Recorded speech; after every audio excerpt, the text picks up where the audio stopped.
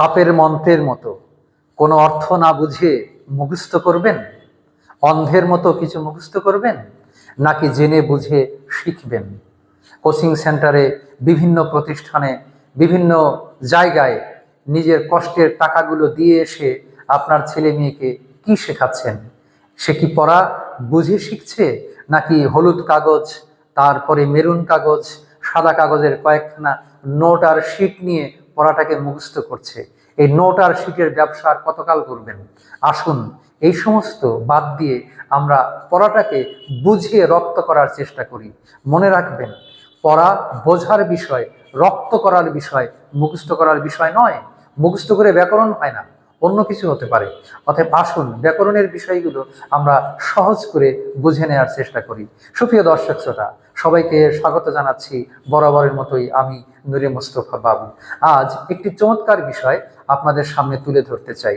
সেটি হচ্ছে সন্ধির শব্দ পরিবর্তনের খুব সুন্দর এবং খুব ইউনিক একটা নিয়ম। আপনি একটু বুঝলে আপনার অনেক ভালো লাগবে এবং মনে হবে, ইস, এতদিন কেন না বুঝে এটি অন্ধের মতো পড়েছিলাম। সেই বিষয়টি আজ আপনাদের সঙ্গে তুলে ধরতে চাই। লক্ষ্য করুন, আমরা লিখেছি সন্ধি, এবং এই যে দেখুন, আমরা 4টি বর্ণ লিখেছি এবং সেই বর্ণগুলোর মান সন্ধিতে কি হয়ে যায় সেটা লিখে দিয়েছি। অর্থাৎ এই যে এ থাকলে সেটা সন্ধিতে অয় হয়, আর এই যে ওই থাকলে আয় হয়। এই যে ও থাকলে অব হয়। এই যে ও থাকলে আব হয়। এ ওই ও এরপরে অন্য স্বরধ্বনি থাকলে আপনার এটা অয় হয়ে যাবে, ওইটা আয় হয়ে যাবে। ও ধ্বনিটা অব হবে, ও ধ্বনিটা আব হবে। একটু প্র্যাকটিক্যালি দেখাই। ক্লাস 4 থেকে এই পড়াটা আরম্ভ হয়, কিন্তু ইন্টারমিডিয়েট পাস করে, এমনকি বিসিএস পরীক্ষা দেওয়ার সময়ও আপনি এটা না বুঝে মুখস্থ করতে চান, কারণ আপনার অভ্যাসটাই এরকম খারাপ হয়ে গেছে। ওই অভ্যাসটা ত্যাগ করুন, সহজে বোঝার চেষ্টা করুন। এই যে লক্ষ্য করুন, শব্দ আমি লিখলাম নে যোগ অন। দেখি এইবার কি ঘটনা ঘটে। নয়ের সঙ্গে কি কার আছে? অবশ্যই একার। অন্তত এইটুকু তো জানি যে এতে একার হয়, তার মানে স্বরে এতে এখানে একার হয়েছে। আর এর মান কি হবে? এর মান অবশ্যই, আমরা আসেন মান নির্ণয়ের অঙ্ক করি। x = 3, y = 4, মান নির্ণয় তো আমরা পারি। তো আমরা এই যে দন্ত নকে রেখে দিলাম, এই যে নয়ের সঙ্গে একার, এই যে একারের মান, এর মান কত হয়? অয়। এই যে এর মান অয় বসিয়ে দিলাম। এখন যে কেউ প্রশ্ন করতে পারেন যে এ তো ছিল আগে, মান কেন পরে গেল? প্রিয় দর্শক শ্রোতা, এটা বসে আগে, কিন্তু তার অবস্থান আসলে পরে। তার অবস্থান পরে, তাকে সংক্ষিপ্ত করে একে একার বানিয়ে আগে বসানো হয়। এই জন্য নে যোগ অন, তাহলে নকে রাখলাম, একারকে তুলে দিলে তার মান অয় পাওয়া গেল, অয় বসালাম, যোগ এই যে অন বসিয়ে দিলাম। এবার আপনি একটু অঙ্ক করুন। এই যে এখানে একটি স্বরে অ আছে, এখানে একটি স্বরে অ আছে। প্রিয় শিক্ষার্থী, আমরা জানি যে স্বরে আতে আকার, রস্ব হইতে রস্বইকার, দীর্ঘ হইতে দীর্ঘইকার, রিতে রিকার, রস্ব হতে উকার। তাহলে স্বরে অতে কি কার হয়? স্বরে অ এর আসলে কোনো কার নেই, সেই জন্য স্বরে অ গুলোকে বাদ দেন। শব্দ এখন কি থাকবে? নয়ন। না বুঝলে আবারও বলছি, সন্ধিতে এর মান হয় অয়, নে যোগ অন। এই যে নকে রাখলাম, এ কে তুলে দিলাম, তুলে দিয়ে এ এর মান অয় হবে, অয় বসিয়ে দিলাম, যোগ অন, অন বসিয়ে দিলাম। স্বরে অয়ের কোনো সংক্ষিপ্ত রূপ নেই, এই জন্য স্বরে অ গুলোকে তুলে দিলাম, শব্দ থেকে গেল নয়ন। সুতরাং আপনি এটা যদি না বুঝে পড়েন, সারা জীবনই আপনার কাছে এমনই থেকে যাবে। একইভাবে শয়ন, সে যোকন, একইভাবে বয়ন, বে যোকন, একইভাবে চয়ন, চে যোকন। এবার ওই থাকলে আয় হয়। ওই থাকলে কিভাবে আয় হবে? এই যে আপনি একটু লিখে দেখেন, নই যোগ অক কি হয় আমরা দেখি। নকে রেখে দিলাম ওইকার, ওইকারের মান কি হবে? আয় হবে। এই যে লেখা আছে, তাহলে ওইকারকে বাদ দিয়ে তার মান আপনি আয় এখানে বসিয়ে দেন, যোগ এখানে কি আছে? অক, আপনি অক বসিয়ে দেন।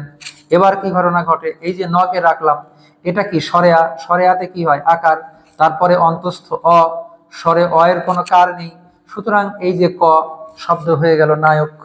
লক্ষ্য করুন, না বুঝলে আর একবার। নই যোগ অক, নকে রেখে দিলাম, নয়ের সঙ্গে ওইকার, ওইকারের মান কি হয়? আয়।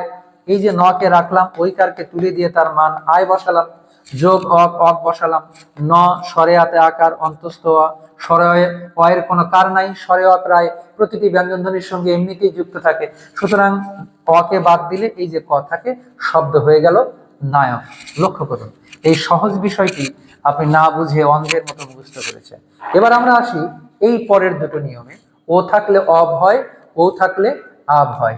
এই যে ও থাকলে অব হয় কিভাবে, দৈনিক এটা ব্যবহার করেন, কিন্তু এর ব্যাখ্যা বিশ্লেষণ আসলে বোঝা হয়নি। লো যোগ অন, এই যে আমরা ল কে রেখে দিলাম, লয়ের সঙ্গে কি কার আছে, এটা ওকার। এই যে ওতে ওকার হয় সেটা তো আমরা জানি, তাহলে ওকে তুলে দিলে তার মান কি পাবো, অব পাবো। এই যে আমরা অব বসিয়ে দিলাম, ল থেকে গেল, ওকার তুলে দিলাম, ওকারের মান অব হলো। এইবার কি আছে, লো যোগ এইখানে অন হবে প্রিয় শিক্ষার্থী, লো যোগ অন, তাহলে আমরা এবার অন যোগ করে দিলাম। এখন কি হলো, এই যে ল স্বরে অয়ের কোনো কার নাই, শব্দ হয়ে গেল লবণ।